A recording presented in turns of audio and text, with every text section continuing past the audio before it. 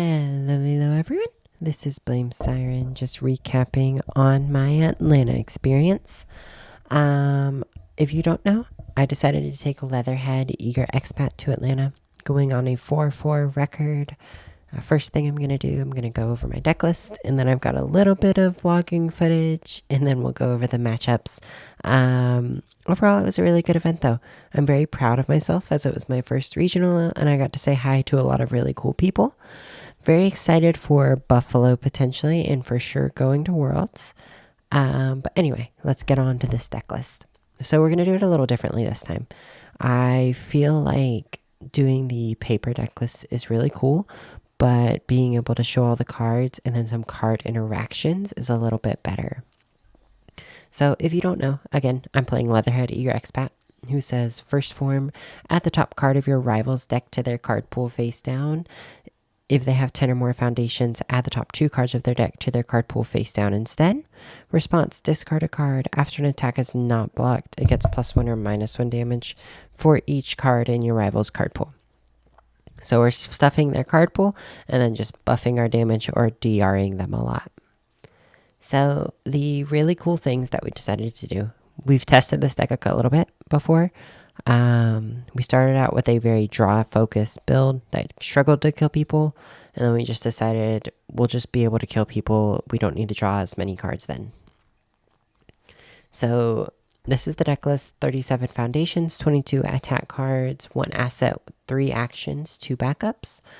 The notable ones in the foundation lineup, obviously Feral Shriek, Weapon Clash, and Guardian Angel of Chinatown. Obvious includes, but the really interesting, unique thing I want to note here is the inclusion of off-balancing techniques and effortless movement. Off-balancing techniques let us stuff their card pool of an attack dealt damage, and effortless movement let us draw a card when we took 3 or less damage, which was pretty easy to do with Referee Jury. Referee Jury was definitely a big piece in our game plan. Being able to set damage to 4 and draw more cards was really important, and then we could combo that with things like Driven by Retribution to then remove their things, add things back in.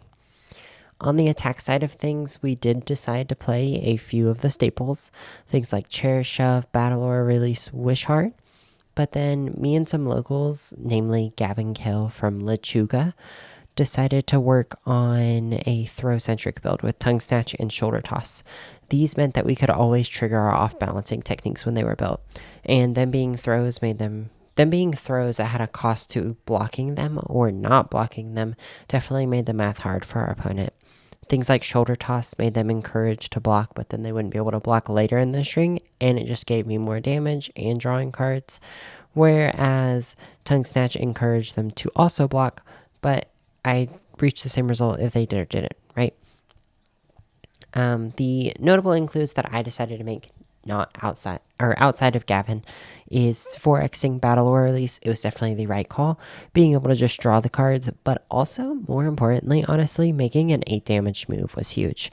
The other thing was 2 Colliding Heads. This wasn't recommended by Gavin. We were playing Knockout Punch before, but it just struggled to be played at the end of our string. Colliding Heads being a 3 diff ended up being really important, and it really let us just be able to kill on turn 2.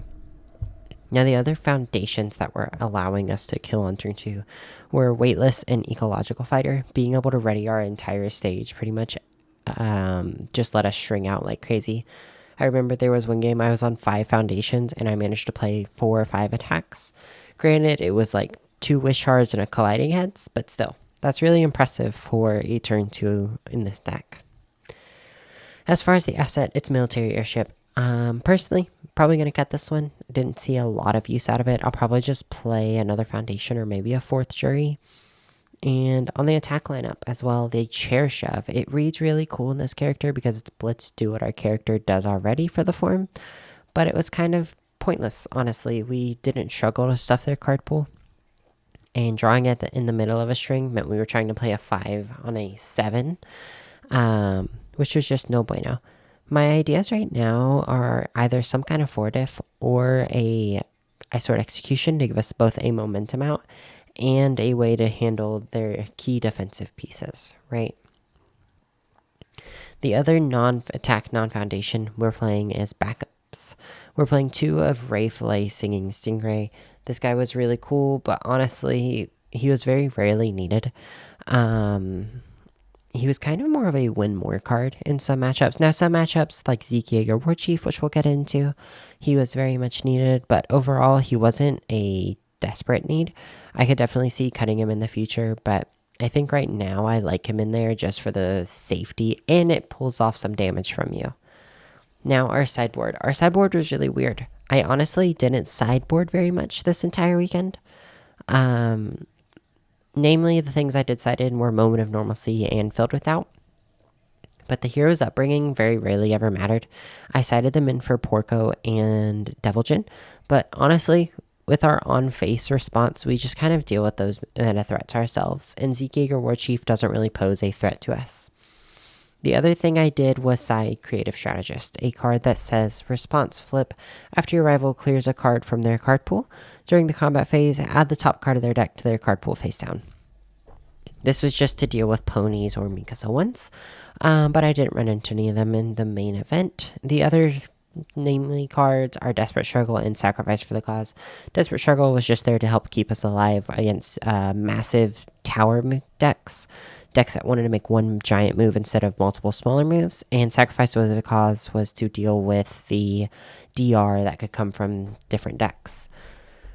Overall, I was pretty disappointed in my sideboard. It never really felt that important to me. Now, is that saying that you don't need a sideboard for this deck? I'm not going to say that, but I think that the sideboard is very much unneeded. Moving on to my matchups, though. I had faced in round 1. We went against Endeavor 3, piloted by Scott DeJarnette. It was a really cool match.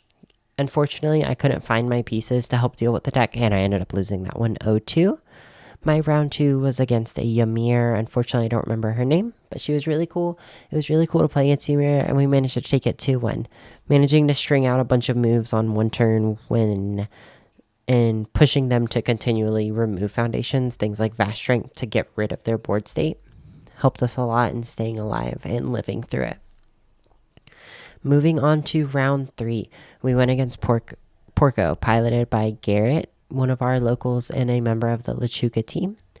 Lechuga is definitely a great team, and me and Garrett very rarely ever get to play, so it was really cool to get to play with him. We did manage to take it to when, like I said, we end up having a really good Porco matchup because we just say -5 damage on all of their attacks at the end of the string. So it doesn't really matter if they can play a bajillion moves when all of them are for 0. Moving into round 4, we played against Deviljin. We did nearly take this one with a 1-2 loss. Unfortunately, in round 3, we ended up drawing 1 foundation for 3 turns straight, so couldn't do much in that. Round 5, we went into Godzilla, King of the Monsters, and again, our deck just kind of blew up. Being unable to draw the crackback turn that we wanted, and also being unable to really build properly or anything like that. While very unfortunate, did not end up leading to a victory, obviously. We ended up losing that one 0-2, but then we went out. Round 6, we went against a Berthold 1. Round 7, no, we didn't end up winning out. Round 6, we went against Berthold 1, a very cool deck that I have a lot of, I find the idea of it really cool, and I wish I could play it. I just don't. I don't have the mental capacity, I don't think. Past that, though, we ended up going into round 7 against Kurogiri 2.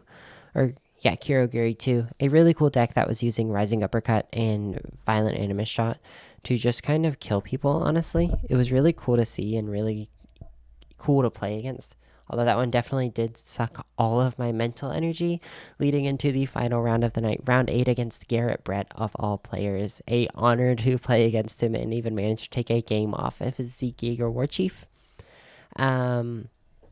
We were in the Top Cut room, so it was really cool to have people watching us, kind of. Even Levi ended up walking over to watch as I stuffed this man's card pool with a total of, I think, 10 cards at one point and just said, catch it. And he couldn't catch it. He had already used the Zeke Enhance, and so that just meant he wasn't able to give that check bonus. So it was really cool to be able to play against him. I'm really proud of myself. Again, like I said, very happy with how I performed overall. Now, obviously, that's the main event. There are these side events, but first, the vlog footage. It's Blake Simon. We're in Atlanta. Hey guys. I don't want to talk about it. It's on video. I don't want to talk about it. How'd you do, nerd? Tie-in pile sucks when your entire deck is focused around foundations. Endeavor 3 with Genghis Frog says DR doesn't fucking matter. Yeah, DR just doesn't matter anymore. So, but yeah, as usual, I'm erratic and scatterbrained, so I forgot to report anything yesterday. But Spotlight, we just killed him. Yeah. Just finished round 2. Took it 2-1 against the Emirs. Holy fuck, that deck is so scary. Alright, we just finished round 3. I went 2-1 into Garrett's Porco. It was just a kill first fest, really. We're on the way to get food now because lunch break's a bitch. And the line to get food was like a bajillion people long, so we just decided to walk to a McDonald's. I had a Pop-Tart though, so I'm vibing. But yeah, 2-1. The record is 2-1 right now. Hopefully it continues. Unknowingly, Leatherhead is like the best anti-Porco deck right now. So. Okay, so you've seen my pretty face. Well, at least I hope it was pretty. Obviously, you can see my lipstick started to smear off, kind of looked crazy a little bit, but that's okay. I am terribly bad at vlogging, so I did not get anything for day 1, or for day 0, I guess, and day 2. But that was a little bit sneak peek into day 1. Obviously, in the future, I will be trying to do better. But as for the side events we decided to play in, we played in MHA Spotlight. Now, MHA Spotlight was really cool because I got to play a character I've never played before, Katsuki Bakugo 1. If you know me, you know I am a very big aggro player, and so this is very much up my wheelhouse. Being able to play cards like First Day of Class, Encouragement, and my favorite card of all time, Excited for Blood, made me really happy, and being able to just kill people on turn 2 was super cool. Do I think this is the best deck in the format? Maybe not, but I do think this is one of the most fun decks in the format. I'm very interested to continue to explore the deck and improve on it. I think I have a few ideas of where I want to take it, but we ended up going 2-0 and then dropping to go get food with the friends. Our matchups were Katsuki Bakugo 4, funnily enough, and a Present Mic 1 mill deck. Very happy with how this deck performed. Other than that, we didn't play in many side events. I opened some Capcom stuff. I'll show some shiny cardboard here. Or at least pictures of what we pulled. Notable ones were Forbidden Moonset, Dark Shirito. But it was really fun just getting to hang out with everyone and enjoy that regional, that space. It's something I've always wanted to do, and I'm very excited to continue doing it. So I will catch y'all at Worlds. This is Siren. Bye-bye.